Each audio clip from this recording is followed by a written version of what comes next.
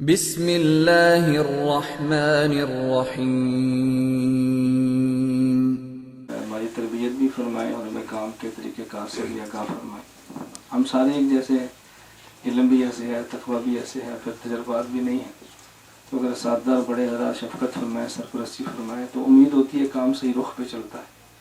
تو اللہ جزائے خیر عطا فرمائے استاد جی کو، ہماری دعوت نے قبول فرمائی۔ تو استاد جی کے ذہن میں جو بھی مضمون ہو یا جو بھی عنوان ہو، جو بھی چیزیں تربیت کے متعلقہ ہیں، تو میں نے استاد جی بھی گزارش کی تھی کہ اس کی حیثیت سبق کی ہے، آدھ گھنٹہ ہو، پونا گھنٹہ ہو، 1 گھنٹہ ہو، 10 منٹ ہو، 1.5 گھنٹہ ہو، جتنا بھی شرح صدر کے ساتھ ہو، تو اللہ تعالیٰ ہمیں اپنے اساتذہ اور مشائخ کی قدر کی بھی توفیق عطا فرمائے، اور اللہ تعالیٰ ہمیں ان کی رہنمائی میں کام کرنے کی توفیق عطا فرمائے۔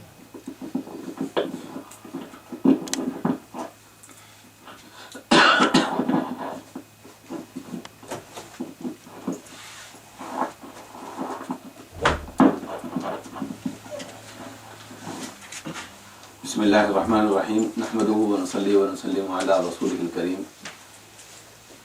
سب سے پہلے تو میں شکر گزار ہوں حضرت مولانا محمد الیاس گلمند صاحب مدظ ذلہم العالی کا، کہ انہوں نے آپ حضرات کے ساتھ ملاقات کا یہ موقع عطا فرمایا۔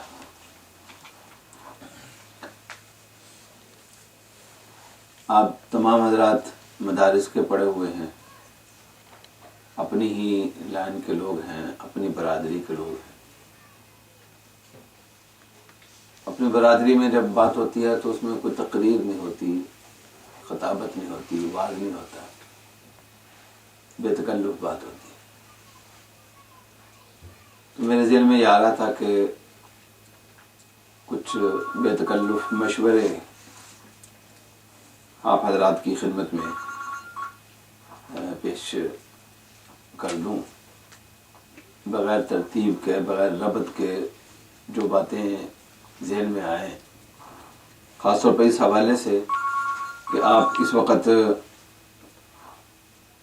زیر تربیت ہیں، زیر تعلیم ہیں۔ یہ ان سے کہہ رہے ہیں ذرا بیان کر لیں، گھنٹہ اٹھا کے کر لیں۔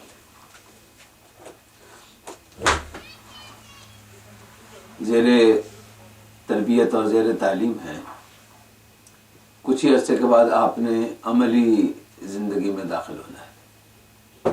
آپ کسی مدرسے میں مدرس ہوں گے، کسی مسجد کے امام ہوں گے، کسی مسجد کے خطیب ہوں گے، ظاہر ہے کہ اسی نوعیت کی آپ کی ذمہ داریاں ہوں گی۔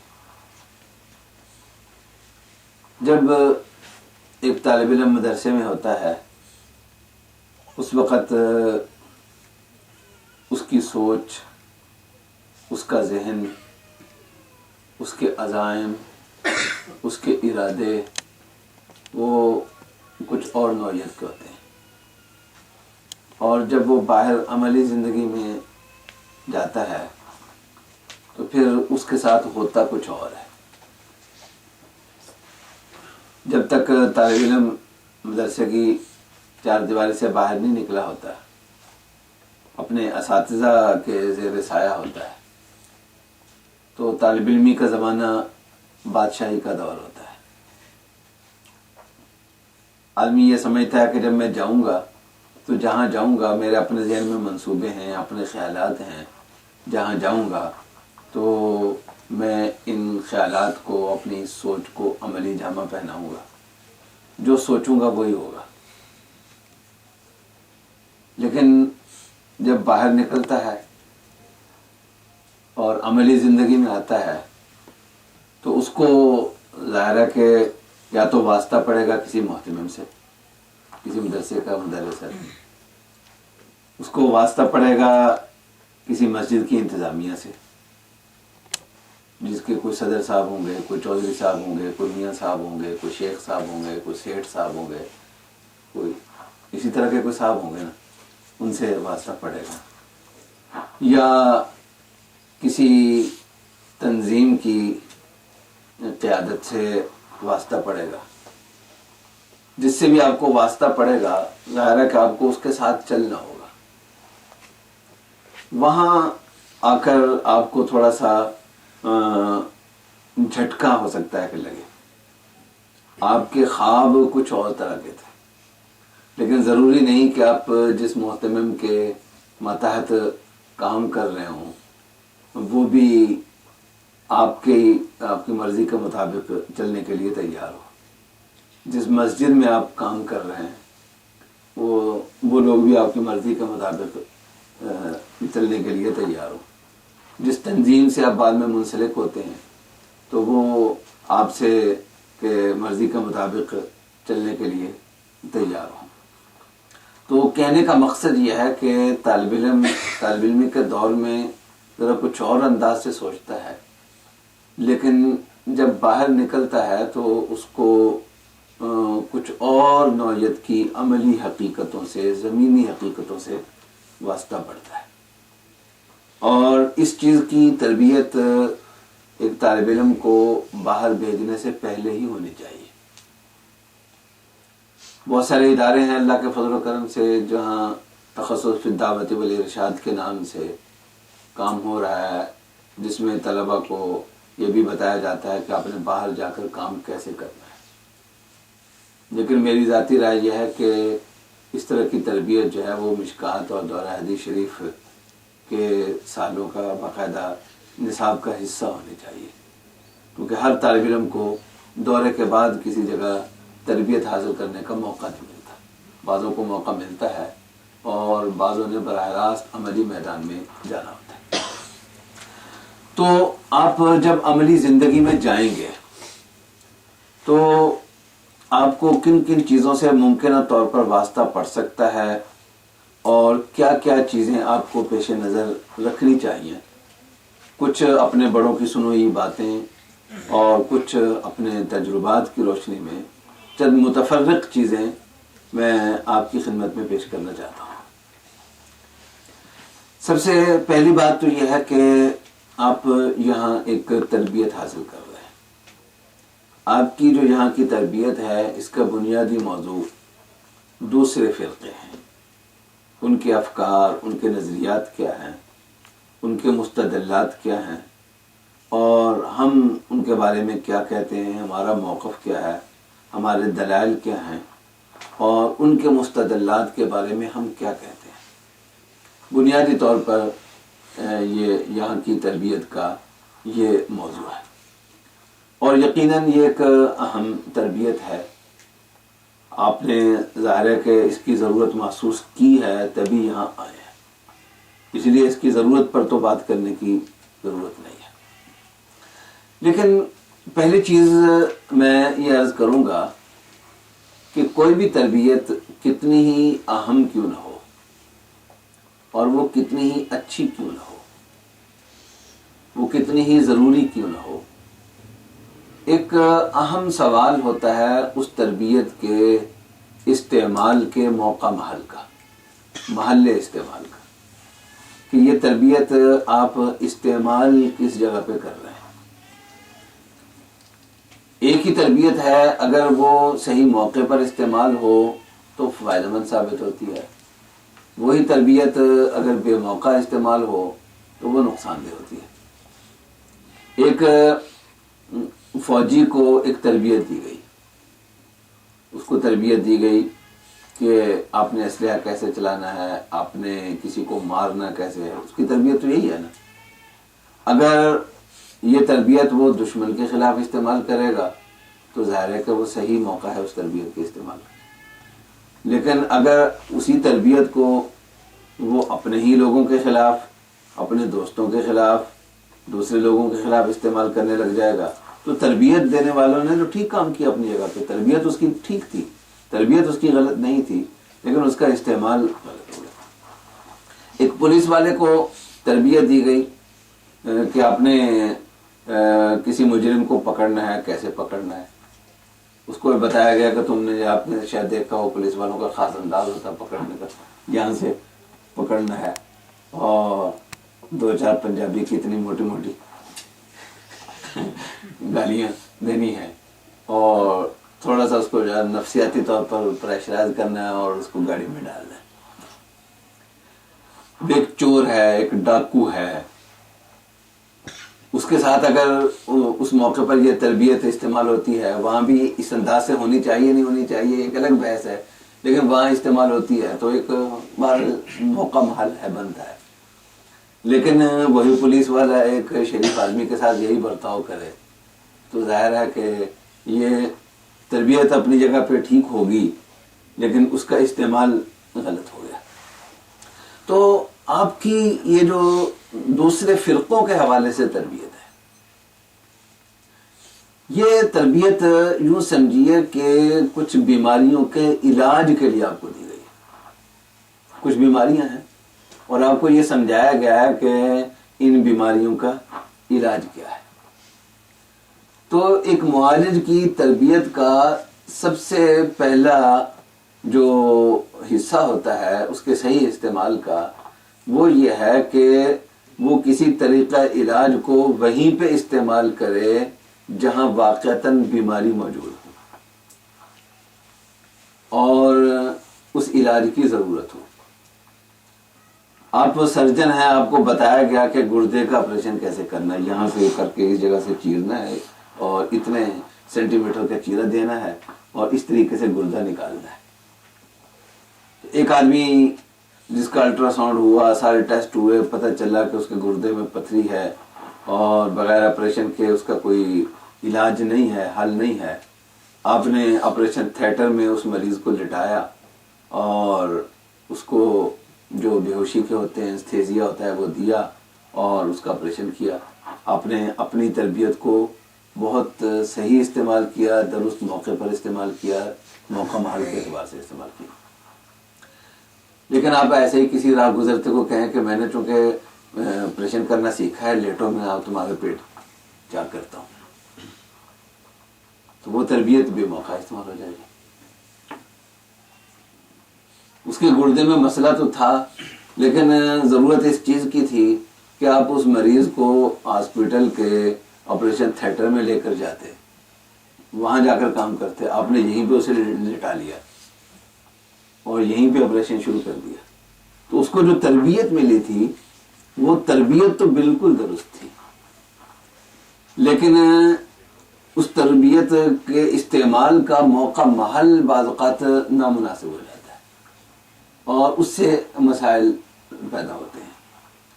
تو سب سے پہلی جو گزارش آپ حضرات سے کرنی ہے وہ یہ ہے کہ جہاں بیماری موجود ہو علاج کا وہاں سوچنا ہے. آپ نے یہ سیکھا کہ اہل تشیع کی تردید کیسے کرنی، آپ نے یہ سیکھا کہ جو اپنے آپ کو اہل حدیث کہلاتے ہیں ان کی بات کو ہم نے کیسے رد کرنا ہے. کسی اور کے بارے میں آپ نے یہ سیکھا. لیکن جس مسجد میں آپ گئے وہاں اس طرح کا کوئی مسئلہ سرے سے ہے ہی نہیں پہلے موجود، لوگ یکسو ہیں، اپنے وہ لگے ہوئے ہیں. تو وہاں آپ اس طرح کی بحث چھیڑیں گے، وہ بحث جس کا پہلے لوگوں کو پتہ ہی نہیں کہ ہے بھی یا نہیں، لوگوں کا ذہن خراب بھی نہیں ہے، لوگوں کے ذہنوں میں کوئی غلط فہمی بھی نہیں ہے. تو وہاں آپ بعض بحثیں ایسی ہوتی ہیں جو بعض اوقات بلا وجہ ہم چھیڑ لیتے ہیں.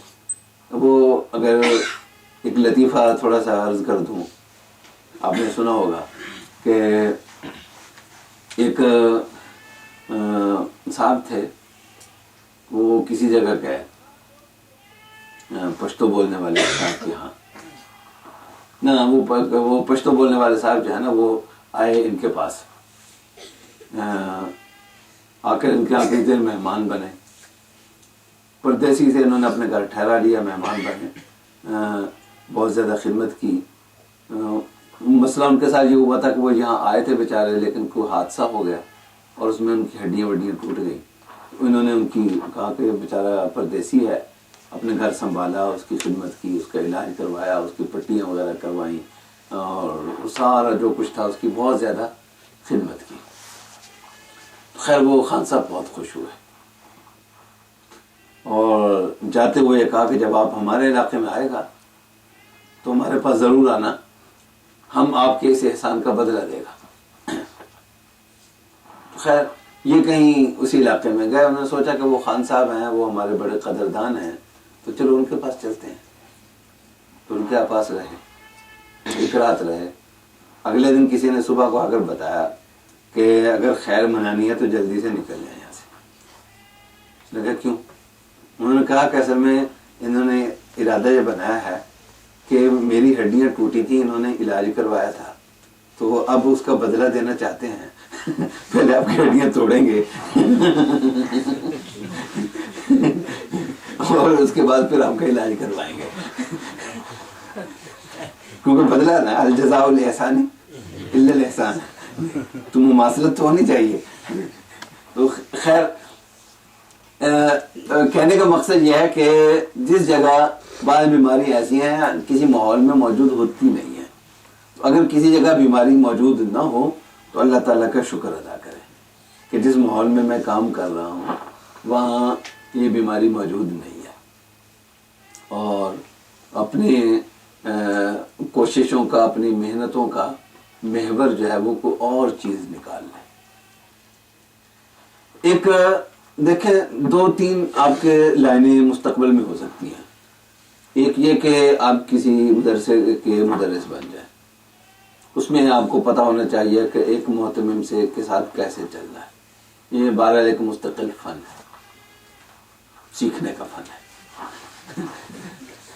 اور اگر آپ دوسرا ممکنہ راستہ یہ ہے کہ آپ کسی تنظیم یا کسی ادارے سے منسلک ہو جائیں, تو اس میں کیسے چلنا ہے وہ ایک مستقل فن ہے, اور وہ بھی سیکھنے کی چیزیں ہیں. وہ آدمی کو پہلے سے معلوم ہونا چاہیے, وگرنہ خلاف توقع بہت ساری چیزیں آدمی کے سامنے آتی ہیں جن کا آدمی کو پہلے سے اندازہ نہیں ہوتا, تو بلا وجہ آدمی پریشان ہوتا ہے. اور تیسرا جو آپ کا ممکنہ دائرہ عمل ہے اور جس کے زیادہ امکانات ہوتے ہیں وہ ہے مسجد کا کام. مسجد کا کام سب سے بنیادی, سب سے اہم ہے, اور یہ کام ایسا ہے کہ اگر آپ مدرس ہیں تب بھی ہو سکتا ہے کہ آپ کو کسی مسجد سے بھی واسطہ ہو, کسی مدرسے میں پڑھا رہے ہیں اور کسی مسجد کے ساتھ بھی منسلک, آپ کسی تنظیم سے بھی منسلک ہیں اور کسی مسجد میں بھی خدمات انجام دے رہے ہیں, آپ کسی سکول میں ٹیچر لگ گئے لیکن اس کے ساتھ ساتھ کسی مسجد میں بھی خدمات انجام دے رہے ہیں. تو یہ کام ایسا ہے, ایک تو واسطہ تقریباً ہر عالم کو پڑھتا ہے اور پڑھنا چاہیے, کیونکہ یہ عوامی کام ہے. مسجد کا کام, کوشش آپ کی یہ ہونی چاہیے, آپ مدرسے کے مدرس ہوں, آپ کوئی سرکاری ملازمت لے لیں, آپ مستقبل میں فرض کریں اپنا کوئی کاروبار شروع کر دیتے ہیں, آپ کوئی بھی کام کرتے ہیں, لیکن کوئی نہ کوئی مسجد کی ذمہ داری کوشش آپ کی یہ ہو کہ آپ ضرور لیں.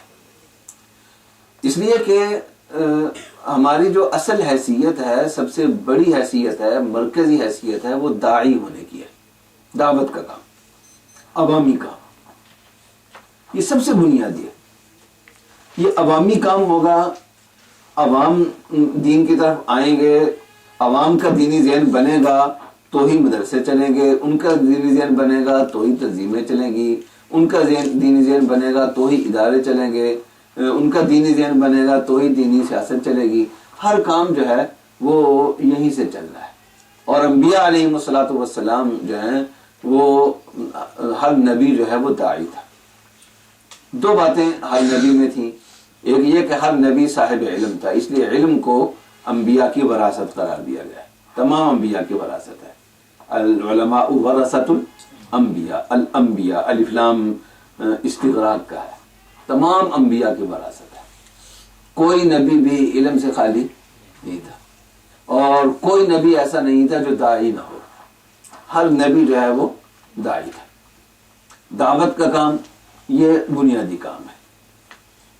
یہ کام, اس کا سب سے بنیادی اور اہم پلیٹ فارم مسجد ہے. اس لیے مسجد کے ساتھ اپنے آپ کو منسلک ضرور کرنا چاہیے, اور مسجد کے ماحول میں چلنا کیسے ہے, اس سے نمٹنا کیسے ہے, یہ آپ کو سب سے پہلے اس چیز کا اندازہ ہونا چاہیے. اس کے لیے میں چند باتیں آپ کی خدمت میں وہ عرض کرنا چاہتا ہوں مسجد کے حوالے سے. باتیں تو مدرسے میں کام کرنے کے حوالے سے بھی ہیں،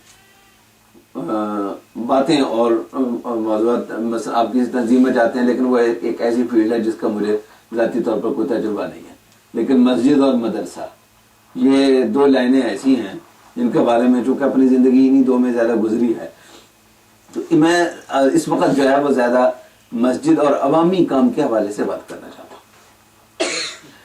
دیکھیں، سب سے پہلی بات، جس مسجد میں بھی آپ کام کر رہے ہیں، جس محلے میں بھی آپ کام کر رہے ہیں، یہ میں ابتدا جہاں سے کر رہا ہوں، ابتدا میں ہو سکتا ہے کہ میری بات ذرا تھوڑی سی آپ کو سمجھ میں نہ آئے، لیکن امتحان امید ہے کہ سمجھ میں آ جائے گی۔ آپ جب کسی کام کا آغاز کر رہے ہیں کسی مسجد میں بطور امام، بطور خطیب یا کسی بھی حیثیت سے، تو سب سے پہلے تو آپ اپنے ذہن میں یہ رکھیں کہ میں دین کا نمائندہ ہوں۔ یہ بات ذرا دوسرے نمبر پر کر لیں، پیچھے کر لیں، آپ دیوبندیت کے نمائندے، آپ دیوبندی رہیں گے، نکلیں گے نہیں اس سے۔ اس وقت آپ یہ نہیں کہہ رہے کہ میرا باپ فلاں ہے، کہہ رہے ہیں؟ آپ اپنی والدیت کا حوالہ دے رہے ہیں؟ اس وقت نہیں دے رہے ہیں نا، اس کی کوئی بحث نہیں کر رہے ہیں، لیکن اس کا یہ مطلب ہے کہ آپ اپنے والد صاحب کی اولاد ہونے سے نکل گئے۔ سب سے پہلی بات، میں اس کا فائدہ آپ کو سمجھاؤں گا اگلے مرحلے میں۔ سب سے پہلے آپ یہ ذہن میں رکھیں کہ میرا جو بنیادی کام ہے وہ ہم رسول اللہ صلی اللہ علیہ وسلم کے انبیاء کے وارث ہیں اور اللہ کے نبی کے دین کو لوگوں تک پہنچانا ہے۔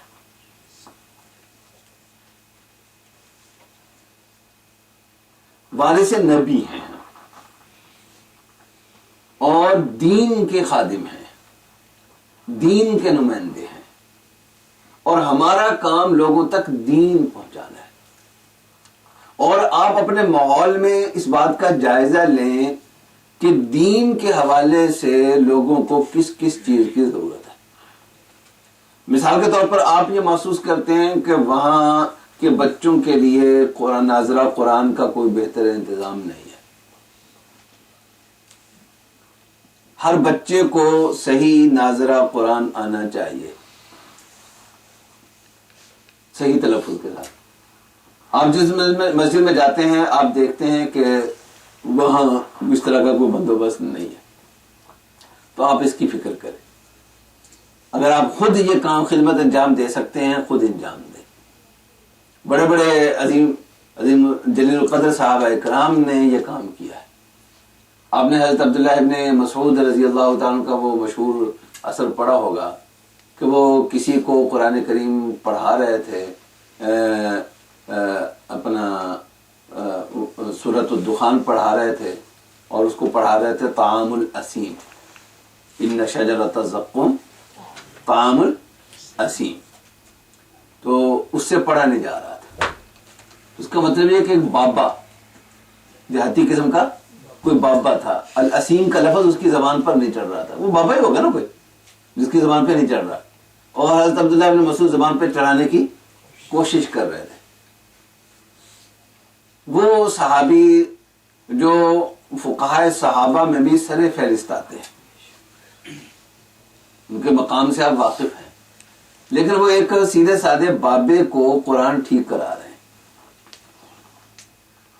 آپ یہ سمجھتے ہیں کہ اس جگہ درس قرآن ہونا چاہیے، آپ درس قرآن شروع کر دیں اس نیت سے کہ لوگوں تک قرآن پہنچنا چاہیے۔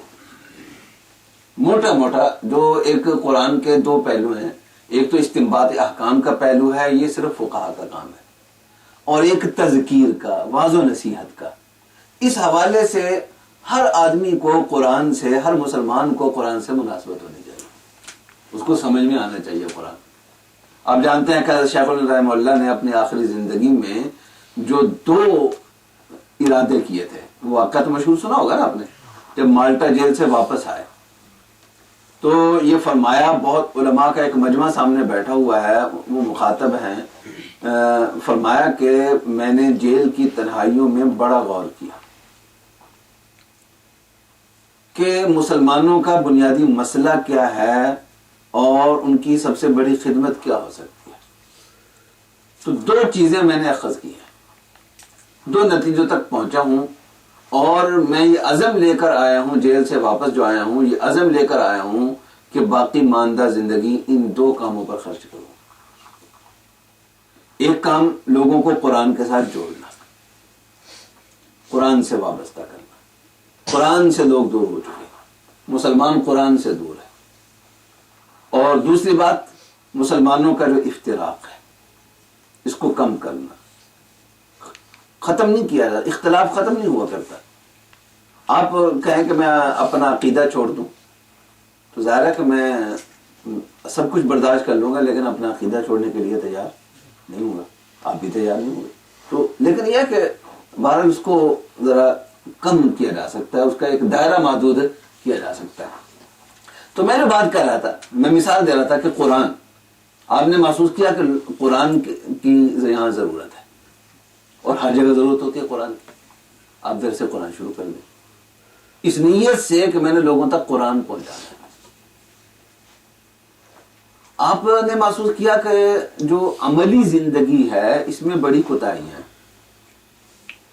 آپ درس حدیث شروع کر دیں. قرآن سے لوگوں کو تجربہ یہ ہے کہ ان کا عقیدہ ٹھیک ہوتا ہے درس قرآن سے,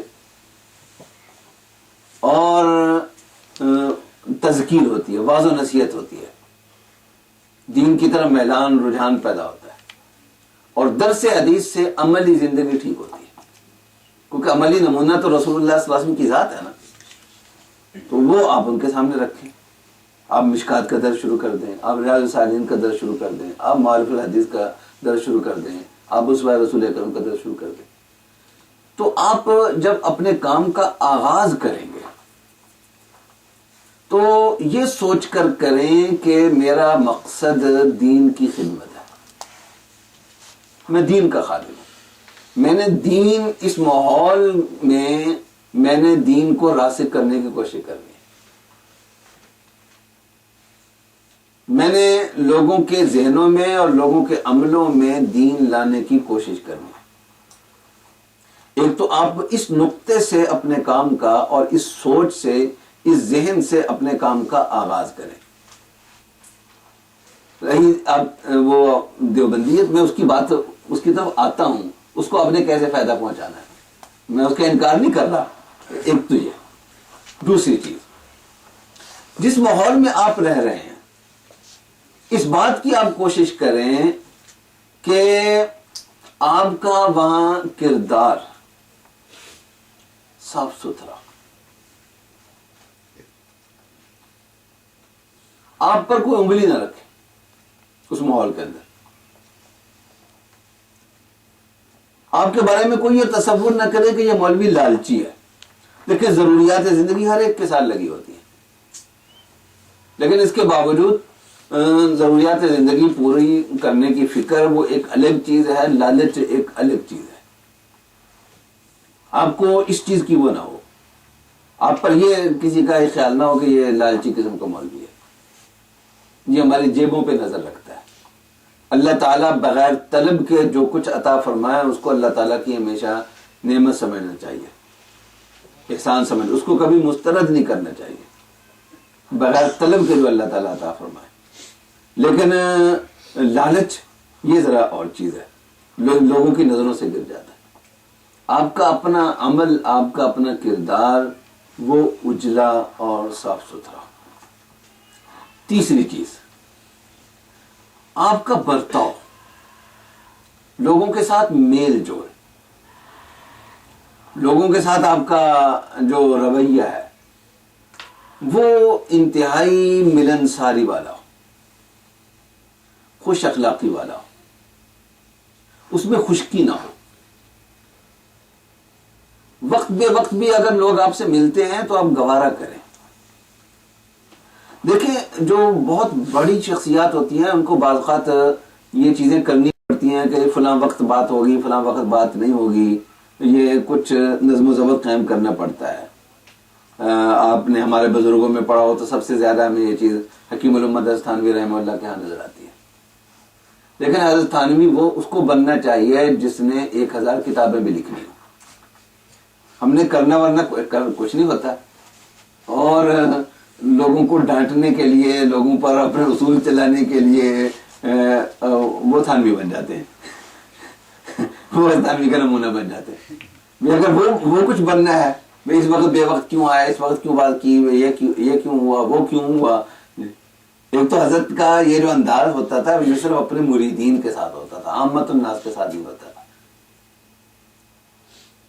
انبیاء علیہ الصلوۃ والسلام کا جو سب سے بڑا ذریعہ دعوت کا رہا ہے وہ ہمیشہ ان کا حسن خلق رہا ہے. حضرت معاذ رضی اللہ تعالیٰ عنہ کو جب رسول اللہ صلی اللہ علیہ وسلم نے یمن کی طرف بھیجا اور نصیحتیں فرمائی، آپ جانتے ہیں حضرت معاذ رضی اللہ تعالیٰ عنہ فرماتے ہیں کہ جب میرے پاؤں پائیدان میں رکھے ہوئے تھے، آخری جو الفاظ رسول اللہ صلی اللہ علیہ وسلم نے ارشاد فرمایا ان میں ایک یہ بات یہ تھی کہ حسن خلقک للناس، کہ اپنے اخلاق لوگوں کے لیے اچھے کر لو، برتاؤ رویہ نرم ہو، ملنساری کا انداز ہو، اچھے انداز سے ملے. مولانا اگر موجود ہوتے تو میں ان کی گواہی بھی آپ کے سامنے دلوا دیتا. جامعہ امدادیہ کو اللہ تعالیٰ نے جو کامیابی عطا فرمائی، اور جب شروع ہوا تھا تو ایسے ماحول میں، ایسے حالات میں شروع ہوا تھا کہ کسی نئے ادارے کے پنپنے کے لوگ کہتے تھے کہ امکانات نہیں ہے. ان میں جو چیزیں تھیں انہوں نے بھی وہاں وقت گزارا ہے تو یہ بھی اس چیز کی گواہی دیں گے. ہمارے والد صاحب رحمہ اللہ کا جو ایک خاص تھا لوگوں سے ملنے جلنے کا انداز، ملنساری کا. جو بھی آیا ہے، کوئی دیہاتی سے بھی آیا، آئیے آئیے جناب، آئیے آئیے، اس انداز سے ایک خاص انداز تھا. اور جو وہ بات لے کر آیا ہے وہ ہوگی پوری، نہیں ہوگی وہ الگ بات ہے، لیکن ایک مرتبہ اگلا آپ سے مل کر خوش ہو جائے. اللہ نے اپنے نبی صلی اللہ علیہ وسلم کو کہا کہ وَخْفِضْ جَنَاحَكَ لِمَنِ اتَّبَعَكَ مِنَ الْمُؤْمِنِينَ، کہ اپنے آپ کو ان کے سامنے جھکا کر رکھیے. اور اللہ تعالیٰ نے اپنے نبی صلی اللہ علیہ وسلم کو کہا فَبِمَا رَحْمَةٍ مِّنَ اللَّهِ لِنْتَ لَهُمْ وَلَوْ كُنْتَ فَظًّا غَلِيظَ الْقَلْبِ لَانفَضُّوا مِنْ حَوْلِكَ. آپ نماز پڑھانے کے لیے آ رہے ہیں، آپ کا نمازی راستے میں مل گیا، آپ نماز پڑھا کر جا رہے ہیں، آپ کا کوئی نمازی مل رہا ہے اور آدھے ہاتھ میں آپ کے رومال پکڑا ہوا ہے اور باقی بلکہ 2/3 اور باقی 1/3 ہاتھ انگلیوں سے آپ مسافہ کر رہے ہیں. یہ بعض اوقات ہو جاتا ہے، خشکی، یہ چیز لوگوں کے ساتھ ملنساری. یہ چند چیزیں میں نے آپ کے سامنے ذکر کی. ایک تو یہ کہ آپ اپنے کام کا جو آغاز کر رہے ہیں، آپ کے ذہن میں جو نقطہ آغاز ہے، نیت کا جو بنیادی محور ہے وہ دین کی خدمت ہے، لوگوں کی دین کی ضرورت کو سمجھنا اور اس کو پورا کرنا ہے. اور دوسری بات میں نے یہ کہی کہ آپ کا اپنا کردار اجلا اور صاف ستھرا ہو، اس پہ کسی کو اعتراض کرنے کا موقع اب اپنے طور پر نہ دیں. لوگ چھوڑنے والے تو پھر بھی نہیں چھوڑتے، انہوں لوگوں نے تو نبیوں کو نہیں چھوڑا، اعتراض کرنے والوں نے وہ کسی کو نہیں چھوڑتے، لیکن اپنے طور پر آپ کی یہ کوشش ہے. اور لوگوں سے برتاؤ اور میل جول آپ کا اچھا ہو، اس میں خشکی نہ ہو، ملنساری ہو، اس میں بشاشت ہو. اس میں اگر کوئی آپ سے سوال بھی الٹا سیدھا کرتا ہے تو آپ اس کو بھی بہتر انداز سے اس کو الٹا لیں. ادفع باللتی ہی احسن فاذا الذی بینک وبینہ عداوۃ کأنہ ولی حمیم. اور یہ بات آپ کے علم میں ہوگی، یہ قرآن نے یہ بات دعوت ہی کے سیاق میں کہی ہے. ومن احسن قولا ممن دعا الی اللہ وعمل صالحا وقال اننی من المسلمین ولا تستوی الحسنۃ ولا السیئۃ ادفع باللتی ہی احسن فاذا الذی بینک وبینہ عداوۃ کأنہ ولی حمیم. اور اس کے بعد اللہ تعالیٰ نے کہا وما یلقاها الا الذین صبروا وما یلقاها الا ذو حظ عظیم، کہ کسی کی بدسلوکی کو بھی اچھے انداز سے آپ اگر ٹال دیتے ہیں تو یہ چیز خوش قسمت لوگوں کو ہی ملا کرتی ہے. وما یلقاها الا ذو حظ عظیم، اگر یہ چیز مل گئی تو سمجھیں کہ آپ بہت بڑے خوش قسمت ہیں. تو اپنے یہ چند چیزیں جو ہیں یہ اگر آپ یعنی آپ مختصر لفظوں میں یوں کہیے کہ ایک داعی کے جتنے اوصاف ہونے چاہیے جو قرآن نے بیان کیا ہے، جو رسول اللہ صلی اللہ علیہ وسلم کی سیرت سے سمجھ میں آتے ہیں، ان اوصاف کو لے کر خدمت دین کی نیت سے آپ کام شروع کریں. جب آپ کام شروع کریں گے تو لوگ آپ سے جڑیں گے. کوئی آپ سے توڑنے کی بھی کوشش کرے گا، اس کی کوششیں آہستہ آہستہ آہستہ کر کے ناکام ہوتی چلی جائیں گی. ہوں گی کوشش. جب ایک آدمی اس کی کامیابی شروع ہوتی ہے تو رکاوٹیں بھی پیدا ہوتی ہیں، لیکن آپ پرواہ نہ کریں، آپ اس کی فکر نہ کریں، آپ جواب بھی نہ دیں، آپ اپنے کام میں لگے رہیں. حضرت قاری احمد صاحب رحمہ اللہ کے سب سے بڑے صاحبزادے تھے حضرت مولانا قاری عبداللہ رحمہ اللہ تعالیٰ، ساہیوال میں ہوتے تھے. تو وہ فرماتے ہیں کہ جب میں نے شروع میں کام شروع کیا تو قاری صاحب کی مجھے یہ تھی ہدایت کہ تم نے یکسوئی کے ساتھ اپنے کام کی طرف توجہ رکھنی ہے. کوئی تمہاری مخالفت کرے، کوئی کچھ کرے، تم نے اپنا کام جاری رکھنا، پرواہ نہیں کرنی، جواب بھی نہیں دینا کسی کا. تو کہتے خیر وقت گزرتا رہا. ایک دفعہ میں نے حضرت قاری صاحب رحمہ اللہ سے یہ ذکر کیا کہ لوگ اس طرح سے میری مخالفت کر رہے ہیں. کہتے ہیں کافی عرصے تک قاری صاحب مجھ سے ناراض رہے اس بات پہ کہ تم نے ان کی مخالفت کو اتنا وزن تو کم از کم ضرور دیا کہ میرے سامنے ذکر کیا. اتنا وزن دینے کی بھی ضرورت نہیں تھی، اتنی اہمیت بھی تم نے کیوں دی، تمہاری توجہ صرف اپنے کام پر. تو جب آپ اس انداز سے کام کریں گے تو لوگ آپ سے جڑیں گے، بچے آپ سے جڑیں گے، نوجوان آپ سے جڑیں گے، اور جب وہ آپ سے جڑیں گے تو ان کی نظر میں آپ ہی سب کچھ ہوں گے. اس کا گھرانہ جو آپ سے جڑ گیا ہے، اس کا گھرانہ شیعہ ہے، اس کے گھر والے کہیں گے اس مولوی تو دور رہو، یہ ٹھیک نہیں گا. لیکن اگر وہ آپ سے متاثر ہو چکا ہے اس بنیاد پہ، متاثر یہیں سے ہوگا. اگر ابتدا میں ہم اپنے ذہن میں یہ رکھیں گے کہ میں نے سب کو دیوبندی بنانا ہے تو اس کے اثرات اور طرح کے ہوں گے. لیکن آپ یہ میں نے دین والا بنانا ہے سب کو. اب دیکھیں میں ایک بہت آسان سی مثال دوں آپ کو کہ ایک عام آدمی ہے، اس کے پاس تبلیغ والے جاتے ہیں، وہ شراب پیتا ہے، وہ جوا کھیلتا ہے، وہ کچھ کرتا ہے، ہر ایک کے پاس جاتا ہے نا. وہ اس کو بدعملی والی زندگی سے نکال کر ادھر لے آتے ہیں اس ذہن سے کہ اس کو ہم نے دین میں لانا ہے، بس وہ اس میں لے آتے ہیں. جب وہ آ گیا تو اب کیا ہوگا؟ اب اس کے سامنے زیادہ عقیدے کی تقریر کرنے کی ضرورت نہیں ہے. وہ کہے گا جو حاجی عبدالوہاب صاحب کہتے ہیں وہ میرے لیے حرف آخر ہے.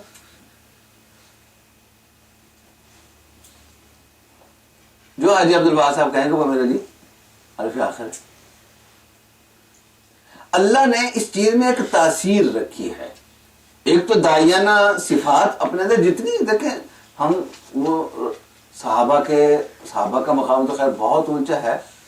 ہم تو کچھ عرصہ پہلے کے جو ہمارے اکابر ہیں ہم اس مقام پر بھی اپنے آپ کو پہنچنے کا اہل نہیں سمجھتے، لیکن پھر بھی کچھ نہ کچھ رخ وہ ہو، کچھ کسی نہ کسی درجے میں اس معیار پر تو نہیں، لیکن بہرحال وہ صفات جو ایک داعی کی ہوتی ہیں وہ صفات اپنے اندر رکھ کر جب آپ دین کی وہ خدمت کے جذبے سے چلیں گے تو لوگ آپ کے ساتھ جڑیں گے. جب لوگ آپ کے ساتھ جڑیں گے تو آپ کو یہ کہنے کی ضرورت نہیں ہوگی کہ دیوبندی بن جاؤ.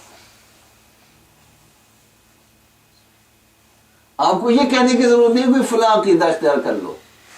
جب بھی اس کے ذہن میں کوئی بات کرے گا اس نے کہنا مجھے نہیں پتا کیا عقیدہ ہے اس مسئلے میں تو اپنے مولوی صاحب سے جا کر پوچھوں گا، جو وہ کہیں گے وہی ہے۔ اب آپ سے پوچھنے کے لیے آگا کیونکہ آپ کی ذات سے وہ متاثر ہو چکا ہے، اور آپ کی ذات میں تاثیر تب آئے گی جب آپ دین کو اصل مقصود بنائیں گے۔ آپ کی ذات سے وہ متاثر ہو چکا ہے، آپ کہہ رہے ہیں ہاں بھائی اس نے پوچھا کہ فلاں مسئلے میں حیات نبی کا مسئلے میں کیا ہے، میں نے وہ سنا تھا کچھ باتیں ہو رہی تھیں، پتہ نہیں مجھے تو سمجھ میں نہیں آئی، آپ کہہ دیں گے یہ مسئلہ ہے، وہ آپ سے دلیل بھی نہیں مانگے گا، وہ کہے گا اچھا یہ ہے تو بس ٹھیک ہے پھر یہی ہے۔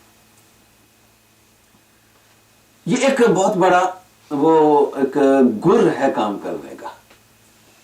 باقی آپ کہیں کہ ہم نے تو مناظرے کی اور دوسرے فرقوں سے مباحثے کی تربیت بھی پائی ہے، تو میں یہ تربیت جو ہے یہ بھی ایک ہے، لیکن ہر چیز کا ایک موقع ہوتا ہے استعمال کا، تو وہ میں اس کی طرف بعد میں آتا ہوں۔ ایک ڈاکٹر کو سکھایا گیا ہے کہ آپ نے گردے کا آپریشن کیسے کرنا ہے، تو اس کا یہ مطلب نہیں ہے کہ وہ اپنے کلینک پر روزانہ مریضوں کو لٹایا ہوا ہو اس نے آپریشن کرنے کے لیے۔ اس کا مطلب یہ ہے کہ کبھی کبھار آپریشن کرنے کی ضرورت بھی پڑ سکتی ہے، تو آپریشن بھی تمہیں کرنے کا طریقہ آنا چاہیے، لیکن جب ضرورت پڑے تو یہ نہیں کہ آپ جاتے ہی جو ہے وہ اپنی ٹیبل پہ جو ہے وہ سرجری کے اوزار رکھ کے بیٹھ جائیں اور ایک ساتھ وہ بینچیں لگا لیں اور جو بھی مریض آئے اس کو لٹاتے جائیں اور چیر پھاڑ کرتے جائیں۔ اس کی تربیت دینے والوں نے صحیح نقطہ نظر سے تربیت دیا ہے، لیکن یہ اس کی طرف سے استعمال میں یہ غلطی ہے۔ میں ایک بہت سادہ سی بات اپنے دوستوں سے کہا کرتا ہوں کہ اگر آپ کسی گاؤں میں، کسی قصبے میں، کسی جگہ کام کر رہے ہیں، تو اگر ایک کام آپ کر لیں کہ آپ کسی چیز میں نہ الجھے، آپ یہ کام کریں کہ لوگوں کو قرآن کی اچھی تعلیم ان کے بچوں کو دینے لگے۔ کیونکہ قرآن تو سب مانتے ہیں، بریلوی بھی مانتے ہیں، اہل حدیث بھی مانتے ہیں، حیاتی بھی مانتے ہیں، مماتی بھی مانتے ہیں، اور ہر مسلمان اس چیز کی ضرورت سمجھتا ہے کہ میرا بچہ قرآن پڑھ جائے، اس کا شوق ہے۔ اور لوگ یہ سمجھتے ہیں کہ مسئلوں میں تو اختلاف ہے، لیکن قرآن کے الفاظ میں تو ظاہر ہے کہ کوئی اختلاف نہیں ہے، تو وہ جہاں قرآن کو اچھا پڑھایا جا رہا ہو وہ اپنے بچے کو بھیج دیتے ہیں۔ آپ کوئی اور مسئلہ کھڑا کرنے کی بجائے جہاں کوئی مسئلہ موجود نہیں ہے، کوئی فتنہ موجود نہیں ہے، کوئی تنازع موجود نہیں ہے، تو کوئی اور کرنے کی بجائے آپ ایک سیدھے سادے مسلمان کی حیثیت سے ایک اپنا قرآن کا وہ درس، وہ بچوں کو قرآن پڑھانا شروع کریں۔ آج جو چھوٹے چھوٹے بچے، آپ لوگ کہتے ہیں جی یہ ہمارا جہاں کام کرتے ہیں نا وہاں سارے بریلوی ہیں، وہاں سارے فلاں ہیں، وہاں سارے فلانے ہیں، تو اب کیا کریں؟ تو ہوتا یہ ہے کہ وہ ماحول سارا دوسرا ہوتا ہے، اور آپ جاتے ہی ان پر فائل کھول دیں گے، تقریر ان کے خلاف شروع کر دیں گے، تو ماحول آپ کے ہاتھ سے نکل جائے گا۔ ایک بات درمیان میں عرض کر رہا ہوں، وہ بڑی سمجھنے کی ہے۔ ہمارے والد صاحب رحمہ اللہ فرمایا کرتے تھے کہ ہم بعض بڑے حضرات کو، بعض لیڈروں کو گفتگو کرتے ہوئے دیکھتے ہیں، اپنے آپ کو ان پہ قیاس کر لیتے ہیں۔ اب دیکھیں،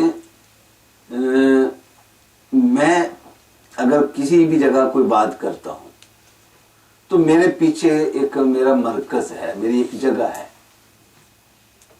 ایک جڑ ہے میری۔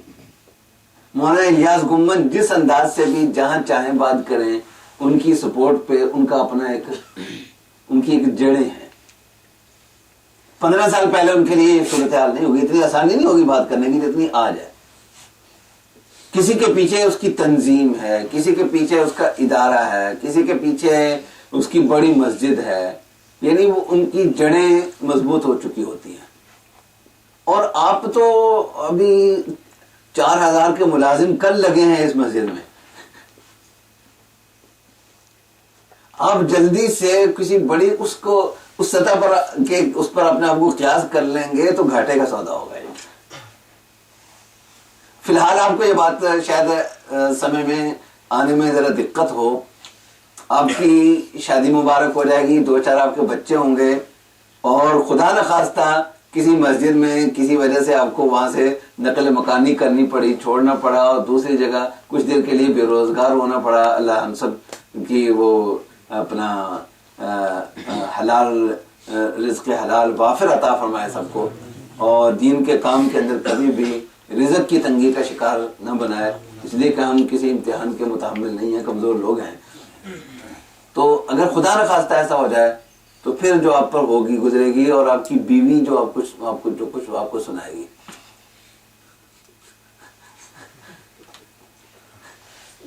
اور کرو جنی تقریر,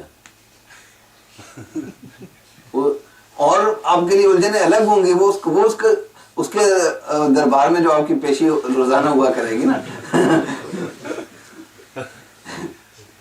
کہ یہ تقریر کی تھی کیوں سی اس نے تو یہی کہنا نا آپ سے. تو یہ دیکھیں جو حضرات اپنا ایک مقام بنا چکے ہیں, اپنے آپ کو ابتدا میں کبھی ان پر قیاس نہ کریں. آپ یہ دیکھیں کہ میں کس جگہ پر کھڑا ہوں اور اس جگہ پر میری جڑیں فی الحال کتنی کا ہیں. اپنی جڑیں دیکھ کر, اپنی طاقت دیکھ کر, اپنی حیثیت دیکھ کر آپ وہ کام کریں. کچھ اور نہیں کر سکتے آپ. میں نے یہ مثال دی کہ آپ ناظرہ قرآن لوگوں کو اچھا پڑھانا شروع کر دیں. یہی آج کے بچے جو ہے نا, آپ جس محلے کی بات کر رہے ہیں نا, یہ آپ کے ارد گرد جتنے گھر ہیں, یہی بچے 20 سال کے بعد ان گھروں کے مالک ہوں گے. یہی سب کچھ ہوں گے نا.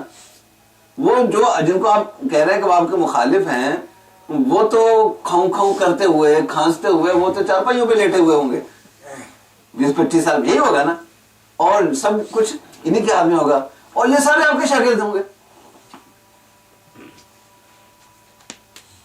آپ یہ کہیں کہ میں آپ میرے شاگرد بنو, میں آپ کو حیات النبی کا مسئلہ سمجھاؤں, کوئی آپ کے شاگرد بننے کے لیے نہیں آئے گا.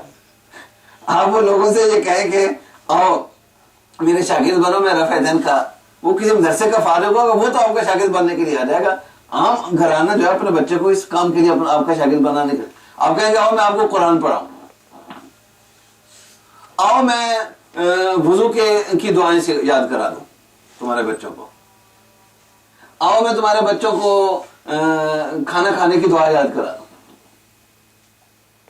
تو دڑ دڑ لوگ جو ہیں وہ اپنے بچوں کو آپ کے پاس بھیجیں گے.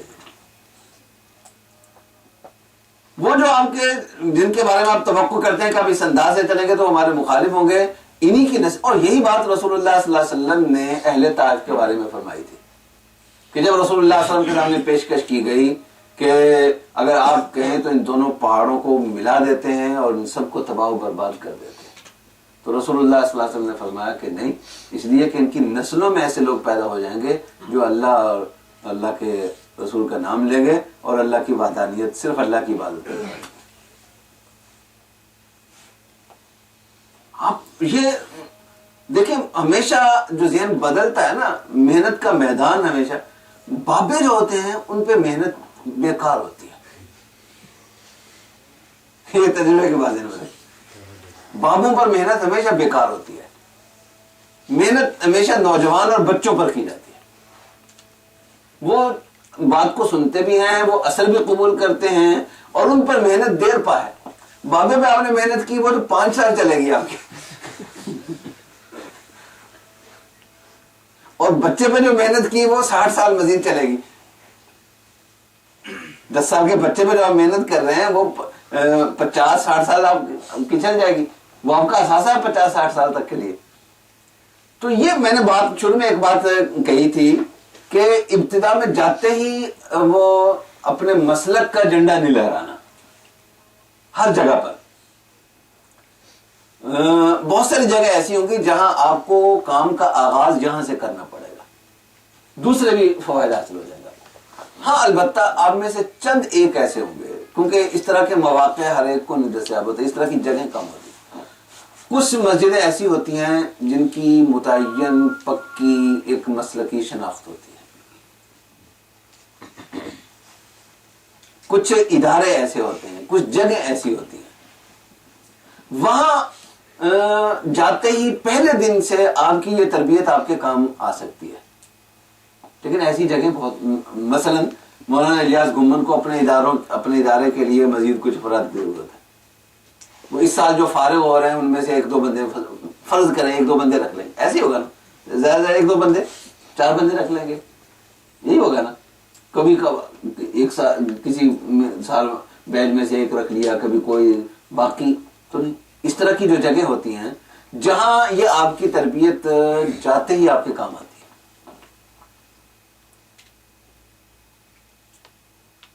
وہ جگہ جس کو ملتی ہے ان کا معاملہ اور ہے، لیکن آپ میں سے ہر ایک کو اس طرح کی جگہ نہیں ملے گی. آپ کو وہ بھی میں نے عرض کیا نا کہ طالب علم کے خواب کچھ اور طرح کے ہوتے ہیں اور عملی حقیقتیں کچھ اور طرح کی ہوتی ہیں. تو زیادہ تر کو جو جگہ ملیں گی وہ ایسی ملیں گی جہاں مسلکی اعتبار سے اگر آپ خالصتاً اس کو لے کر چلیں گے، اپنی شناخت کو لے کر چلیں گے تو آپ کو مشکلات ہوگی. تو اب دین کے داعی بن جائے، دین کی بات کریں، آپ کا مسلک چھوٹے گا نہیں. اور اسی کے ذریعے سے لوگ آپ کے ساتھ جب جڑ جائیں گے تو آپ اندر ہی اندر وہ آپ کا کام ہو رہا ہے. اور اسی میں آپ اپنے میں کبھی مولانا قاسم نانوتوی کا واقعہ بیان کرتے ہیں، کبھی آپ حضرت مولانا حسین احمد مدنی کا واقعہ بیان کرتے ہیں، کبھی آپ اپنے کسی اور بزرگ کا واقعہ بیان کرتے ہیں. ایسا ایسا بجائے اس کے کہ کوئی مسئلہ کسی کو ہم باقاعدہ مخاطب بنا کر کوئی بات کرے. ایک اور بات حضرت مولانا محمد علی جلندری رحمہ اللہ کے حوالے سے سنی، اور انتہائی زیرک اور تجربہ کار انسان کی بات ہے. اللہ تعالیٰ نے عجیب و غریب معاملہ فہمی اور بات کرنے کا سلیقہ کو عطا فرمایا. وہ ایک بات کہا کرتے تھے، وہ یہ کہا کرتے تھے کہ کبھی بھی جو بریلوی حضرات ہیں آپ کی کوشش یہ ہونی چاہیے کہ ان سے حتی الامکان ڈائریکٹ ٹکر نہ لیں، اس لیے کہ یہ آپ کا خام مال ہے، یہ آپ کا را میٹیریل ہے، آپ کے کام آنے والی چیز ہے اگر آپ اس کو درست طریقے سے استعمال کریں تو. کیونکہ یہ طبقہ ایسا ہے جو ذرا آسانی سے ہمارے قریب آ جاتا ہے، بدل جاتا ہے. ہمارے جو دوسرے بھائی ہیں نا، وہ آپ نے بہت کم سنا ہوگا کہ وہ کبھی ہمارے قریب آئے ہوں یا کبھی ان کے دل میں ہمارے بارے میں نرم رویہ پیدا ہوا ہو. لیکن یہ ان کا تھوڑا سا وہ ہوتا ہے، عام جو ہوتے ہیں لوگ ان کے. خود ہمارا جو جامعہ امدادیہ کا جتنا حلقہ ہے، ہمارے والد صاحب رحمہ اللہ کا جتنا بھی تھا، وہ بنیادی طور پر سارے کے سارے تقریباً بریلوی تھے. ان کے ارد گرد کے جتنے لوگ ہیں وہ سارے کے سارے بریلوی تھے. اور ایسے بریلوی کے بعد بڑے بڑے صاحب حیثیت لوگ، اور وہ آپ جانتے ہیں اپنا مولوی سردار احمد، نام سنا؟ فیصل آباد میں تھے، لال پور میں. یہ ان کے وہ بڑے، ان کو وہ محدث اعظم ان کے ہاں وہ بریلوی مکتب فکر میں شمار ہوتے ہیں. تو وہ ان کے خاص مریدین میں سے بھی تھے. ایک صاحب ایسے، اب بھی وہ حیات ہے. 2 بھائی تھے، ایک فوت ہو چکے ہیں، ایک زندہ ہے. ہمارے والد صاحب کے پاس آتے تھے اور ان کو نہیں اندازہ تھا کہ ان کی اور ان کی سوچ میں وہ کتنا فرق ہے. وہ بعض اوقات وہ اپنا ان کی باتیں بھی سنایا کرتے تھے کہ حضرت مولانا سردار صاحب حضرت جی جو ہیں وہ یوں کہا کرتے تھے، لیکن ہمارے والد صاحب نے کبھی ناگواری کر. اور اب جو ہے وہ پورا کا پورا گھرانہ جو ہے وہ یا تبلیغی جماعت سے منسلک ہے یا وہ بہرحال ہمارے جو کام ہیں ان سے منسلک جڑا ہوا. ہمارے والد صاحب کہا کرتے تھے کہ آپ اتنا کر لیں. ان کے ذہن میں ایک بات لوگوں نے ڈالی ہے، یہ تو یہ ڈالی ہے کہ یہ گستاخ رسول ہے، اور ایک بار یہ ڈالی ہے کہ یہ اولیاء اللہ کو نہیں مانتے. تو آپ یہ کریں کہ آپ ظاہر ہے کہ عشق رسول تو ویسے ہی اثاثہ ہے ہر مسلمان کا، اس میں تو ویسے ہی بات کرنا ہماری ذمہ داری ہے. اور یہ جتنے خاص اولیاء امت ہیں یہ بھی ظاہر ہے کہ ہمارے ہی ہیں نا. تو آپ اپنی تقریروں میں کبھی شیخ عبد القادر جیلانی کا کوئی واقعہ بیان کر دیں، کبھی خواجہ معین الدین چشتی کا نام لے لیں، بڑے ادب سے، بڑے احترام سے، بڑی تعظیم کے ساتھ.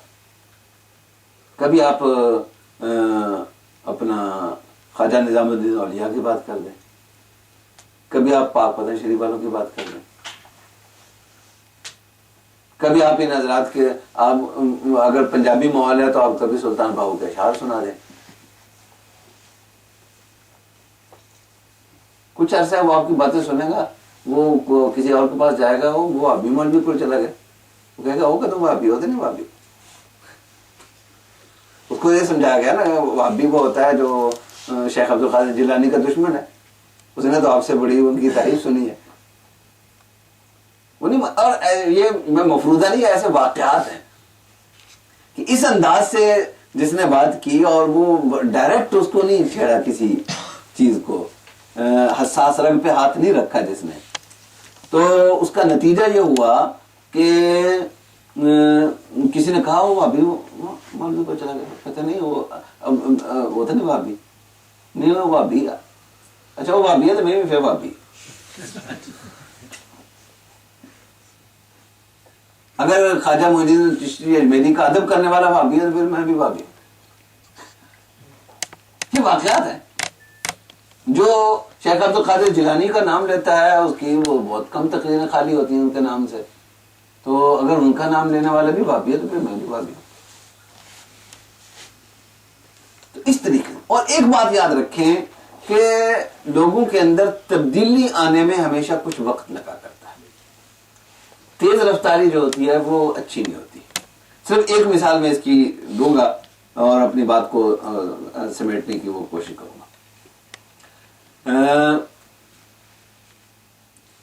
حضرت مولانا الیاس صاحب رحمہ اللہ تعالی، آپ جانتے ہیں بستی نظام الدین میں ان کے کام کا وہ تھا آغاز، جو ابتدا میں مرکز تھا وہاں تھا. تو وہاں مسجد بھی تھی چھوٹی سی، اور ساتھ خواجہ نظام الدین اولیاء کا مزار بھی تھا. اور ظاہر کہ جہاں مزارات ہوتے ہیں وہاں کچھ کھانے وانے کا بھی انتظام ہوتا ہے، اور بہت سارے مسافروں کی اس میں وہ ہو جاتی ہے، یعنی وہ فائدہ بھی ہوتا ہے. جائز ناجائز کی میں مسئلے کی بات نہیں کر رہا. آپ مثلا جائیں وہ لاہور میں مثلا وہ اپنا سید علی حجویری رحمہ اللہ کے اس پر، تو وہاں وہ ہوتے ہیں جمعرات کو کچھ زیادہ ہوتا ہے، لیکن عام دنوں میں بھی دیگیں ویگیں وہ چلتی رہتی ہے. اچھا اس حوالے سے کیونکہ ہم نے تھوڑا سا اس کو تھوڑا سا نظر انداز کر دیا اس چیز کو، ہمارے اکابر کا تصوف سے بھی رہا اور ان بزرگان دین سے بھی ایک بڑا روحانی رشتہ رہا، اور ہم نے اپنے آپ کو کچھ زیادہ خشک کر لیا. اس کا اندازہ یوں، ایک دفعہ میں گزر رہا تھا تو لاہور میں، تو میرے ساتھ ایک طالب علم تھا، تو کافی پرانی بات ہے، کسی دوسرے ملک میں ہوتے ہیں وہ. تو میں نے وہ ڈرائیور سے کہا کہ قریب سے گزر رہے ہیں تو وہ داتا صاحب کے وہ حاضری دیتے جائیں. وہ بڑا حیران ہوا، کہتا آپ تو دیوبندی ہیں، آپ بھی ادھر جاتے ہیں. میں نے کہا ہمارے کابر تو آتے رہے. حضرت تھانوی رحمہ اللہ یہاں تشریف لایا اور فرمایا کہ ایسے لگتا ہے جیسا کہ فرشتے یہاں سب بستہ کھڑے ہو. تو ایک عالم نے مجھے ایک عجیب واقعہ سنایا. یہ جو ہوتا ہے اگرچہ لوگوں نے اس کو بہت غلط دے دیا، رنگ دے دیا، لیکن انہوں نے کہا کہ اصل میں بات یہ ہے کہ یہ ان بزرگان دین نے جس دور میں کام کیا ہے وہ دور بھی ایسا تھا جس میں طبقاتی تقسیم بہت زیادہ تھی. جو بڑے بڑے جاگیردار راجے مہاراجے وہ بڑے امیر ہیں، نواب، اور ایک عام آدمی کو کھانا نہیں ملتا. جو آج کا مسئلہ ہے وہ اس زمانے میں بھی تھا. جبکہ اسلام کا جو بنیادی فلسفہ وہ ہے کہ تو خذ من اغنیائہم و ترد فی فقرائہم، کہ امیروں سے لو اور غریبوں کو دو. تو ان اولیاء کے پاس کوئی ریاستی اتھارٹی تو تھی نہیں کہ وہ اس طرح کا کوئی نظام بنا سکتے. تو یہ لوگوں کے دلوں پر ان کی بات چلتی تھی، تو انہوں نے اس کو وہ اس مقصد کے لیے استعمال کیا. اور یہ جو ایک ذریعہ نظر و نیاز کا چلا، تو اس ذریعے سے ان کی وساطت سے بہت سارے غریبوں کو جن کو 2 وقت کی روٹی نہیں ملتی تھی، ان کو کم از کم 1 وقت کا کھانا ملنے لگ گیا. اور انہوں نے ایک بڑا عجیب واقعہ سنا اس حوالے سے کہ اپنا ذاتی مفاد ان کا اس میں کچھ نہیں ہوتا. خواجہ نظام الدین اولیاء رحمہ اللہ کا واقعہ سنا، میں نے پڑھا نہیں، انہی سے سنا ہے. اور جس طرح کے ان اولیاء کے واقعات ہیں اس کے حوالے سے کوئی بعید نہیں بات کہ ایک دن شام کو وہ لنگر سارا جو ہے وہ لوگ کھا چکے، تو حضرت نے پوچھا خادموں سے کہ سب نے کھانا کھا لیا؟ خدا نے عرض کیا کہ ہاں سب نے. کوئی رہ تو نہیں گیا؟ نہیں کوئی نہیں رہا، سب نے کھا لیا. حضرت خاموش. اگلے دن پھر شام کو پوچھا کہ وہ لنگر وغیرہ کا کام پورا ہو گیا؟ ہو گیا. سب نے کھا لیا؟ ہاں سب نے کھا لیا. کوئی رہا تو نہیں؟ نہیں کوئی نہیں رہا. حضرت نے کہا ٹھیک. تیسرے دن پھر جب اس طرح سے بات ختم ہو گئی تو حضرت نے اب اپنا راز کھولا اور فرمایا کہ 3 دن سے اس خادم نے کھانا نہیں کھایا. اور میں نے بات پوچھی تھی لیکن یہ کہنا میں نے جائز نہیں سمجھا، کیونکہ اتنی بھوک نہیں تھی کہ میرے لیے سوال کرنا جائز ہو جاتا. اس لیے میں نے صرف یہ پوچھ کر خاموش ہو گیا. یہ نہیں کہا کہ مجھے کھانا لا کر دو. دوسرے دن بھی ہے. اور آج اتنی حالت اس حد تک پہنچ گئی ہے کہ میں سمجھتا ہوں کہ میرے لیے سوال کرنا جائز ہے، اس لیے میں اظہار کر رہا ہوں. تو خیر بات دوسری طرف نکل گئی. بات حضرت مولانا الیاس صاحب رحمہ اللہ کی کر رہا تھا. تو وہاں اس طرح کا انتظامات بھی ہوتے ہیں، تو بہت سارے لوگ آ کر رہ پڑتے ہیں. حضرت مولانا الیاس صاحب رحمہ اللہ کا جب اس زمانے میں کام تھا وہ بالکل ابتدائی کام تھا. تو آپ کے علم میں ہوگا شاید حضرت حاجی عبد الوہاب صاحب رحمہ دامت برکاتہم سے پہلے جو پاکستان میں تبلیغی جماعت کے غالباً امیر تھے، وہ بابو بشیر صاحب امیر تھے یا بڑے لوگوں میں شمار ہوتے تھے دراوڑ کے. تو یہ اس زمانے میں طالب علم تھے، کسی دنیاوی ادارے کے طالب علم. وہ وہاں آ جاتے تھے حضرت کے پاس. حضرت سے تھوڑے سے مانوس ہو گیا تو حضرت کے پاس آ کر رہنے لگے. دربار کی وجہ سے وہاں آنے لگے اور حضرت سے تھوڑا سا مانوس ہوا تو ادھر آنے لگ گئے. شیو بالکل کلین شیو نوجوان. حضرت نے ان کی خدمت شروع کر دی. ایک ثقہ راوی نے مجھے بتلایا کہ بعض اوقات ایسا بھی ہوتا تھا کہ جب انہوں نے شیو کروانی ہوتی تھی تو حضرت مولانا الیاس صاحب خود نائی منگوا کر دیتے تھے. آپ کے لیے بات بڑی حیرت، میں جو نقطہ سمجھا رہا تھا کہ تبدیلی بعض اوقات یکدم نہیں آتی. بعض اوقات بیج ڈالنا پڑتا ہے، پھل بعد میں نہیں ملتا ہے، انتظار کرنا پڑتا ہے. شیو کرانے کے لیے وہ نائی بھی بلوا کر دیتے تھے، نائی کے پیسے بھی دے دیا کرتے تھے حضرت مولانا الیاس صاحب رحمۃ اللہ. لیکن پھر وہ ایسے گرفتار ہوئے، بعد میں پھر داڑیاں بھی رکھی، صرف رکھی نہیں، پتہ نہیں کتنوں کی رکھوانی. اور اگر اسی وقت کہہ دیتے ہو لوگ کے پٹ داڑھی شیو کرانے کا نام لے تو بھاگ رہے گھر سے، نکل جائے یہاں سے. وہ بھی ایک رنگ ہے، کیونکہ میں نفی نہیں کر رہا، وہ بھی ایک رنگ ہے، بزرگوں کا رہا ہے، وہ بھی ایک رنگ ہے. لیکن اس رنگ میں یہ ہوتا کہ تو وہ ان کی اپنی ذمہ داری شاید وقتی طور پر پوری ہو جاتی ہے اور یہ بھاگ جاتے ہیں اور بس بات وہیں ختم ہو جاتی. لیکن یہاں یہ ہے کہ ایک بیج ڈال دیا. تو اس لیے بہت ساری چیزیں ایسی بھی کرنی پڑتی ہیں جس کے فوری نتائج کی توقع نہیں ہوتی. آپ مستقبل پہ نظر رکھیں، اور جب آپ دین کی خاطر مستقبل کے لوگوں کے دین کی مستقبل پہ نظر رکھ کے چلیں گے تو آپ کا اپنا مستقبل بھی بنے گا. لوگ آپ کو اپنے کندھوں پہ اٹھائیں گے. عزت دین سے ملتی ہے، اور جو دین سے عزت ملتی ہے وہ دنیا میں کسی اور چیز سے نہیں ملتی. اور آدمی جب کام کرتا ہے صحیح طریقے سے تو لوگ تو کہتے ہیں نا مولویوں کو کہ مولوی بن کے کھائے گا کہاں سے. لیکن سچی بات یہ ہے کہ اللہ میاں کھانے کو بھی اتنا دیتے ہیں دین کی برکت سے کہ حضرت مفتی زین العابدین صاحب رحمہ اللہ تعالیٰ نے ان کو بڑی وسعت فراوانی سے نوازا تھا. بڑی مجاہدوں کا دور بھی ان کا بڑا گزرا ہے، لیکن بعد میں اللہ تعالیٰ نے ان کو نوازا بھی. تو یہ ایک ہوتے تھے مولوی افتخار الحسن بریلوی کے ہوتے تھے، افتخار الحسن کلاڑا ان کو کہتے تھے. یہ ایک دفعہ وہ مفتی صاحب کے پاس آئے تو مفتی صاحب کا دسترخوان بڑا زبردست ہوتا تھا. وہ کھانے کی چیزیں جو بعض لوگوں نے دیکھی نہیں ہوتی تھی کبھی. تو وہ آیا، بات ذرا کھلی ڈلی بات کرنے والا بندہ تھا، بڑا مزاحیہ قسم کا، مجلسی قسم کا وہ بندہ تھا. وہ بے نظیر کے پہلے دور میں جو ہے نا لوگوں کو ایسے ہی اسلامی نظریاتی کونسل کی رکن بنایا جا رہا تھا. کہتے مجھے بھی کہتے جی بن جائے رکن. میں کہا جی میں نے اسلامی نظریاتی کونسل کا رکن بنانا ہے نا، میرا نام بدل دو، یہ نام مجلس غوثیہ رکھ دو.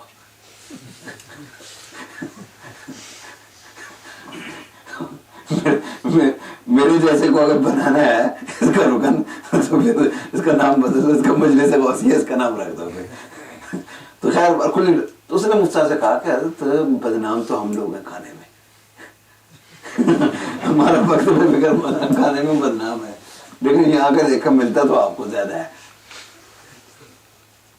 تو خیر بہرحال یہ آپ جب دین کو اس طریقے سے مقصود بنا کر چلیں گے تو پھر انشاءاللہ یہ آپ کی ہم ذات کے فائدے کے لیے نہیں کرنا، لیکن اللہ تعالیٰ آپ کی ذات کو بھی فائدے پہنچائیں گے، عزتیں بھی عطا فرمائیں گے، اور آپ کے ذریعے سے مسلک کو بھی، آپ پورے مسلک کی عزت بن جائیں گے. باقی وہ چھوٹی سی بات رہ گئی کہ پھر وہ جو ہم نے جو کچھ یہاں سیکھا ہے وہ کہاں گیا. تو میں نے ایک تو بتا دیا کہ کچھ جگہ ہی ایسی ہوتی ہیں جہاں جاتے ہی آپ کی یہ تربیت کام آ جائے گی، وہاں تو کوئی مسئلہ ہی نہیں ہے. لیکن اس دوسرے جگہوں پر بھی آپ کسی مدرسے میں کام کر رہے ہیں، کسی مسجد میں کام کر رہے ہیں، تو اکا دکا کچھ لوگ ہوتے ہیں جو ان مسئلوں میں الجھے ہوئے ہوتے ہیں. کوئی رفع دین کے مسئلے میں الجھا ہوا ہے، کسی نے اس کو الجھا دیا، کوئی اپنا حیات ممات کے مسئلے میں الجھا ہوا ہے، ادھر کی بھی باتیں سنی ادھر کی بھی باتیں سنی، کنفیوز ہو گیا. تو کچھ لوگ ہوتے ہیں نوجوانوں میں زیادہ ہوتے ہیں. تو آپ اس طرح کے بندے کو ایک سائڈ پہ بجائے اس کے کہ آپ اپنے جمعوں کا موضوع بنائیں، اپنے درس قرآن کا موضوع بنائیں، جہاں اس سرجری کی ضرورت نہیں وہاں یہ کریں، وہ اس تربیت کی اس کو بٹھائیں. اور آپ نے جو وہ سیکھا ان مسئلوں کے حوالے سے اور اس کو سامنے رکھ کر اور اس کی نفسیات کو سامنے رکھ کر، اس کے مبلغ علم کو سامنے رکھ کر، اس کی عمر کو سامنے رکھ کر، وہ اگر دیہاتی ہے اس سے کس انداز سے بات کرنی ہے، وہ پڑھا لکھا ہے تو کس انداز سے بات کرنی ہے، تو وہاں یہ تربیت آپ کے کام آ جائے. اس کی الجھنیں آپ دور کر دیں، اس کو بٹھائیں، اس کو بات سمجھائیں، اور وہاں بھی تحمل سے بات سمجھائیں. اگر آپ نے نہیں زیارت کی حضرت مولانا محمد امین صفدر کاڑوی رحمۃ اللہ تعالی، وہ جہاں ایک بہت بڑے مناظر تھے، کم از کم میں نے یعنی اتنا متحمل مزاج آدمی کچھ بھی ہو، وہ انہوں نے اپنے آپ کو اپنے اعصاب پہ کنٹرول، کبھی وہ نروس ہو جائے آدمی، جذبات میں آ جائے، تو اس چیز کو سامنے رکھ کر وہ بات، یہ تربیت بھی آپ کے کام آئے گی. جس طرح جو سرجری ایک ڈاکٹر کو سکھائی گئی ہے، وہ ہر مریض پہ وہ سرجری نہیں آزماتا. کچھ ہوتے ہیں جہاں ضرورت ہوتی ہے تو آپریشن تھیٹر میں ایک سائڈ پہ لے جا کے وہ سرجری بھی کرتا ہے. تو یہ تربیت بھی آپ کے کام آئے گی، یہ آنی ہے آپ کے کام، اور آپ کو اس کی ضرورت پڑے گی. لیکن آپ کو یہ جو تربیت دی جا رہی ہے، دینے والوں کا یہ مقصد نہیں ہے کہ آپ جاتے ہی اس تربیت کا چھٹا دے دیں. چھٹا دینا جانتے ہیں نا، جس مسجد میں جائیں، جس مدرسے میں جائیں، جاتے ہی یوں کر کے وہ اپنا جو کچھ یہاں ہے وہ سارا وہ دے دیں. یہ مقصد نہیں ہے. اگر یہ ہوگا تو پھر لوگوں میں خدا خاصہ جو ہوگا کہ وہ فلاں جگہ سے جو ٹریننگ کر کے آتے ہیں نا، यार होते फितने ही पाते हैं। जी आपको आप कह रहे थे ना हमारी मस्जिद में ये एक वो मियाँ साहब हैं, मस्जिद के सदर है जी, आपको चाहिए बंदा चाहिए था ना। हाँ ये हैं, ये अपना फलां जगह से इलियास गुम्मन साहब के यहाँ से इन्होंने तरबियत भी हासिल किया, तो ये इसको आप रख लें, इमाम रख लें। ये सुनते कहेंगे अच्छा नहीं यार उत्थों तो जड़ा मौलवी होंदा ना वो फितने ही पाता। तो न सिर्फ ये कि आप अपना काम खराब करेंगे बल्कि औरों का भी खराब करेंगे औरों का भी खराब करेंगे, काम के मौके के भी और रोजी पे भी लात मारेंगे। और रोजी भी कोई फजूल चीज नहीं होती। ये भी फिलहाल आपको तालिब इल्म से जब ये बात करें ना रोजगार की तो उनको बड़ी अजीब सी लगती है क्योंकि मुफ्त में मिल रही होती है ना रोटी लेकिन बाद में और बहुत कुछ करना पड़ता है, मौका मार देखना पड़ता है। पक्की ठक्की आपको मसले की सनात वाली मस्जिद मिल जाए फिर तो आपके लिए बड़ी आसानी है, लेकिन हर एक को मिलेगी नहीं। जो बात मैं कह रहा हूँ हर एक को इस तरह की मिलेगी नहीं मस्जिद, वो बात चीजें करनी पड़ती हैं। अब अगर आप सुबह खैबर पख्तूनख्वा में जाएं, जिन चीजों को हम यहाँ बिदअत करते हैं कहते हैं, वहां हमारे उलमा वहां हैं वो काम कर रहे होते हैं। हमारे मुफ्ती मिजाज साहब रहमतुल्लाह शहीद हुए, वालिद साहब रहमतुल्लाह का इंतकाल हुआ, लोग ताज़ियत के लिए आ रहे हैं, बड़े बड़े सनतकार वो आ रहे हैं और वो हाथ उठाने लगते हैं। हम कह देते हैं कि नहीं हमारे यहाँ ये तरीका नहीं है हाथ उठाकर वो करने का। मैं मसले की बात नहीं कर रहा, वैसे हमारे यहाँ वो नहीं है, लेकिन अब बड़े बड़े उलमा अपना खैबर पख्तूनख्वा से आ रहे हैं, फलां तशरीफ लाए फलां, वो सबसे पहले पहुंचते। अब मैं जायज नाजायज की बात नहीं कर रहा, मसला आप किसी से पूछें, लेकिन ये क्या वो उनको तो कह दिया भाई आलिम है, इतने बड़े आलिम है, तो हम कुछ कह तो नहीं सकते, तो हमें भी ज्यादा उठाना पड़ता। वहां जनाजे के बाद मैं जायज नाजायज की बात फिर भी नहीं कर रहा, लेकिन ये कुछ वजूहात तो होंगी ना कि हमारे देवबंदी उलमा ने भी वहां बात चीजों को वो कर, यानी बहुत सारे ऐसे काम हैं जो हमारे यहाँ वो देवबंदी बरेलवी के दरमियान वो एक शनाख्त और हद फासिल समझे जाते हैं। और खैबर पख्तूनख्वा में वो हमारे देवबंदी वो उलमा भी बहुत सारी जगहों पे वो काम करते हैं, इस तरह का भी है। एक तालिब इल्म पास आया कि एक मस्जिद है और उसमें जो है ना वो एक मस्जिद है, उसमें इस तरह से वो है, मैं काम कर रहा हूँ। तो अब लोग कहते हैं कि वो मौलवी तो ठीक है, कुरान भी अच्छा पढ़ता, तकरीर भी अच्छी करता, लेकिन खत्म नहीं देता।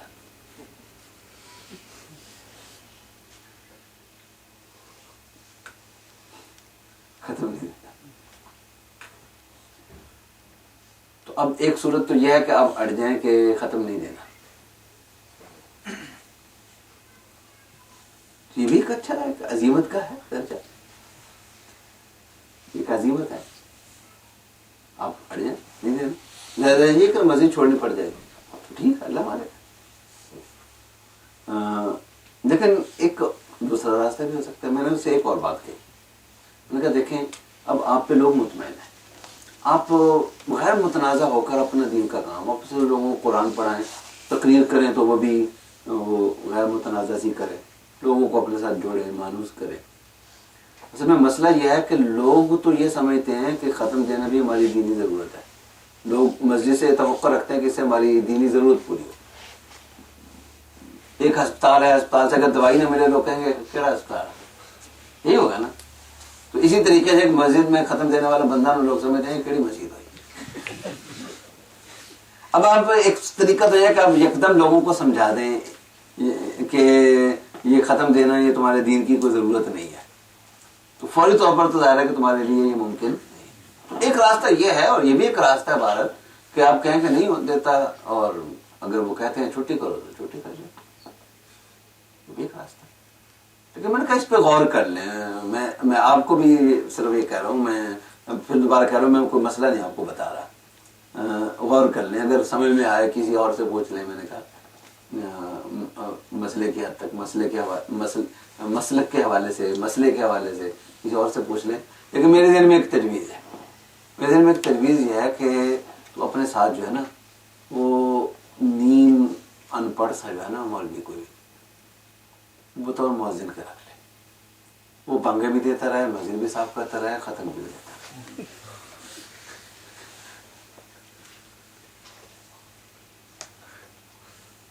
اس طرح وہ ہوگا چونکہ نیم ان پڑھ تھا، وہ تیرے لیے بھی خطرہ نہیں بنے گا۔ اگر تو بڑا کوئی قابل لے آیا نا تیرے سے کا تو وہ تو تیری جڑیں بھی کاٹے گا، لیکن نیم اس طرح کے بھی مل جاتے ہیں نا تو اس کو رکھ لے بانگے کے طور پر، وہ بانگے بھی دے، بانگے آتے ہیں نا پنجابی میں اذان کو کہتے ہیں بانگ، تو وہ بانگے بھی دے، مسجد بھی صاف کرے، تمہارے لیے بھی آسانی ہو جائے گی، تمہیں چھٹی کرنی پڑے گی، وہ نماز کبھی پڑھا دے گا، تمہارے لیے بھی آسانی ہو جائے گی، کام بہت تمہارے ہلکے ہو جائیں گے، اور لوگوں کو یہ خیال نہیں ہوگا کہ اس مسجد سے ہماری ضرورت نہیں پوری ہو رہی۔ آہستہ آہستہ آہستہ آہستہ لوگ ان کا ذہن پھر بدل بھی جائے گا، بدل جاتا ہے، لیکن پھر وہی بات میں نے کی، بعض جگہوں پر نتائج سامنے آنے میں کچھ وقت لگتا ہے، لیکن اگر طریقے سے کام کیا جائے تو لوگوں کے اندر تبدیلی آتی ہے اور لوگ بات کو سمجھتے ہیں۔ میرا خیال ہے کہ میں نے آپ حضرات کا وقت کافی زیادہ لے لیا، اگر آپ کے مزاج کے خلاف کوئی بات ہو گئی ہو تو